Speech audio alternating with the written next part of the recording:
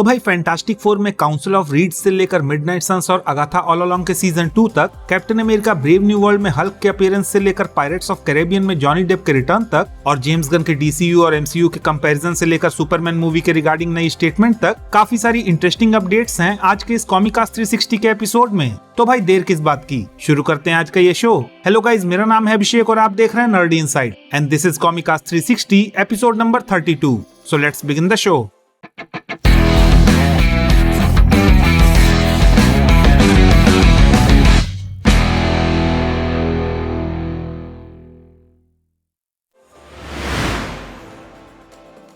अब भाई last week Soni वालों ने क्रेवन द हंटर की 8 मिनट्स की स्टार्टिंग क्लिप रिलीज की, जिससे कि इन लोगों को ये उम्मीद थी कि फिल्म के रिगार्डिंग इस क्लिप से फैंस की एक्साइटमेंट काफी ज्यादा बढ़ जाएगी। लेकिन भाई सैडली सोनी बीइंग सोनी, उन्होंने इंडियन फैंस के लिए इस फिल्म की एक्साइटमेंट को, जो कि वैसे भी कुछ खास थी नहीं, उसे खुद ही किल करके रख दिया है। क्योंकि भाई अब ये मूवी इंडिया में 13 दिसंबर के बजाय 1 जनवरी को रिलीज होगी, जबकि बाकी अक्रॉस द वर्ल्ड ये फिल्म अपनी शेड्यूल्ड डेट 13 दिसंबर को ही रिलीज होगी। अब भाई क्रेवन द हंटर के इस डिले के पीछे पुष्पा 2 की सुनामी है या फिर कोई और रीजन, वेल उसके रिगार्डिंग सोनी इंडिया वालों ने अब तक फैंस से कोई भी रीजन शेयर नहीं किया है। तो भाई रिसेंटली हमें ये जानने को मिला कि fantastic four first steps movie की शूटिंग फाइनली कंप्लीट हो चुकी है। लेकिन भाई at the same time fans के बीच इस फिल्म के रिगार्डिंग एक्साइटमेंट तब बढ़ गई जब फिल्म के सेट्स पे किसी एक्टर को छुपते छुपाते ले जाने की फोटोज वायरल हो गईं, जिसके बाद हमें ये एक्टर पेड्रो पास्कल के साथ एक पार्टी की फोटो में भी देखने को मिला, जहाँ पे अगेन इस एक्टर के फेस को एडिटिंग के थ्रू छुपाया गया था। खैर, अब इस एक्टर के रिगार्डिंग जो रिपोर्ट्स बाहर आ रही हैं, उसके अकॉर्डिंग ये एक्टर कोई और नहीं बल्कि 2005 की फैंटास्टिक फोर मूवी में अपीयर होने वाले लोन ग्रफर्ड हैं, जिन्होंने उस मूवी में रीड रिचर्ड्स का रोल प्ले किया था। साथ ही भाई रिपोर्ट्स ऐसी भी हैं कि इस फिल्म में कॉमिक बुक्स से हमें सेम उसी तरह की काउंसिल ऑफ रीड्स देखने को मिलेगी, जैसा हमें Antman and the Wasp Quantumania के पोस्ट क्रेडिट सीन में काउंसिल ऑफ कैंग्स देखने को मिली थी। हालांकि आई होप कि काउंसिल दिखने के बाद रीड रिचर्ड्स के साथ वैसा कुछ ना हो जैसा कैंग के साथ ऑलरेडी मार्वल स्टूडियोज में हो चुका है। अब भाई captain America brave new world में जिस हल्क वर्सेस रेड हल्क वाले सिनारियो को हम फैंस काफी टाइम से स्पेकुलेट कर रहे थे, वो हाल फिलहाल में आती हुई न्यूज के हिसाब से एक तरह से कंफर्म होता हुआ दिख रहा है। क्योंकि भाई रिसेंटली कुछ इनसाइडर्स ने ये रिपोर्ट किया कि captain America brave new world में हमें ब्रूस बैनर के हल्क का भी अपीयरेंस होता हुआ देखने को मिलेगा। ऑल्दो यहाँ पे हल्क वर्सेस रेड हल्क वाला सिनारियो होगा या फिर कुछ और, वेल उसके बारे में एट प्रेजेंट कोई भी क्लैरिटी तो नहीं है, पर काफी हाई चांसेस हैं कि फिल्म में हमें हल्क और रेड हल्क का युद्ध होता हुआ देखने को मिलेगा। क्योंकि भाई वैसे भी रेड हल्क के सामने मुझे सैम विल्सन कहीं से भी फिट होता हुआ दिख नहीं रहा।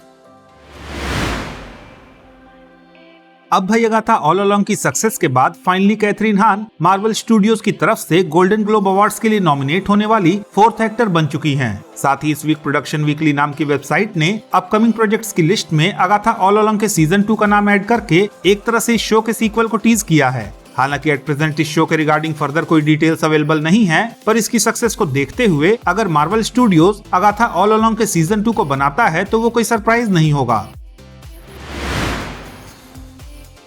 तो भाई इस वीक वैरायटी नाम की मैगजीन ने पायरेट्स ऑफ कैरेबियन फ्रेंचाइज के रिगार्डिंग रिपोर्ट करते हुए ये बताया कि डिज्नी के लाइव एक्शन डिवीजन के head David Greenbaum currently Pirates of Caribbean की 2 सीक्वल्स पे काम कर रहे हैं, जहां पे according to Variety Disney studios Johnny Depp को एक बार फिर से कैप्टन जैक स्पैरो के रोल में इस फ्रेंचाइज के लिए हायर करना चाहता है। हालांकि रिपोर्ट्स के अकॉर्डिंग अभी तक डिज्नी की तरफ से ऑफिशियली जॉनी डेप को कॉन्टेक्ट नहीं किया गया है। So let's see in future हमें Johnny Depp captain Jack Sparrow के रोल में एक बार फिर से देखने को मिलते हैं या फिर नहीं।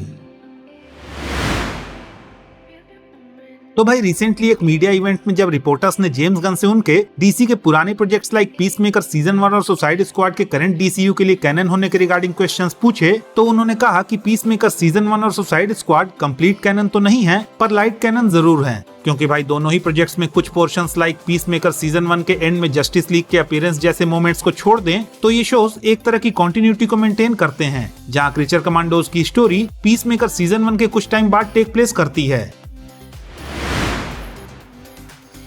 अब भाई इस मीडिया इवेंट में आगे DCU के रिगार्डिंग बात करते हुए जेम्स गन ने बताया कि उनके अंडर जिस DC यूनिवर्स को वो लोग क्रिएट कर रहे हैं वो MCU जैसा ना होके काफी हद तक स्टार वॉर्स जैसा होगा, जहाँ कई सारी डिफरेंट टाइमलाइंस और डिफरेंट प्लेसेस के साथ साथ कई सारी अलग अलग चीजें हमें देखने को मिलेंगी। साथ ही इस यूनिवर्स में हमें जो कैरेक्टर्स देखने को मिलेंगे वो गेम ऑफ थ्रोन्स की तरह मोरली काफी ज्यादा कॉम्प्लेक्स होंगे। अब भाई जेम्स गन की ये सारी बातें तो ठीक हैं, पर मैं जेम्स गन से बस इतना ही पूछना चाहूंगा कि आखिरकार सुपरमैन मूवी का ट्रेलर आ कब रहा है।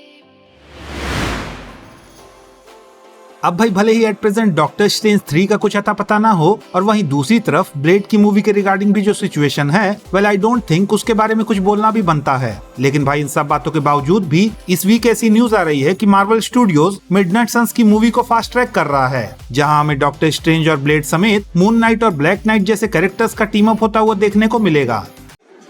कोई सेंस है इस बात की? तो भाई दैट्स इट, ये थी इस वीक की कॉमिक बुक मूवीज से रिलेटेड कुछ मेजर न्यूज एंड अपडेट्स। अगर आपको ये अपडेट्स पसंद आई तो प्लीज इस वीडियो को लाइक कीजिए, शेयर कीजिए और हाँ, अगर आपके कुछ सजेशंस हैं तो please don't forget to comment और जाते जाते प्लीज इस चैनल को सब्सक्राइब करना भी ना भूलें। तो मिलता हूँ मैं आपसे अगली वीडियो में, तब तक के लिए have fun and enjoy the day.